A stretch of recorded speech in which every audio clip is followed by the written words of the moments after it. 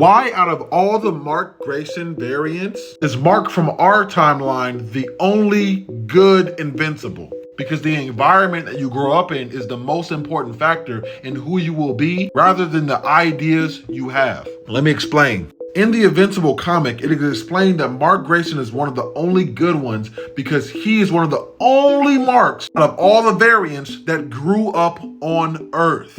You see, most of the Mark Grayson variants grew up on Viltrum. Omni-Man packed his bags on Earth and took his ass to Viltrum to raise his kid. This is why you get evil-ass Marks like Omni-Mark and Sinister Mark, because they have no attachment to their humanity because they were never raised as humans. That's not the only factor, because some of the Marks did grow up on Earth. But what made them turn evil is because they lost an important person in their life. Like Mass Mark, who lost William.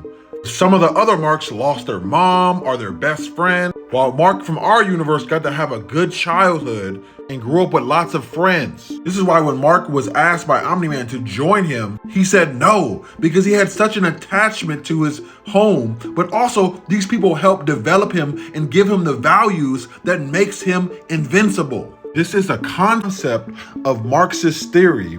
As it states, it is not the consciousness of men that determines their existence, but on the contrary, their social existence that determines their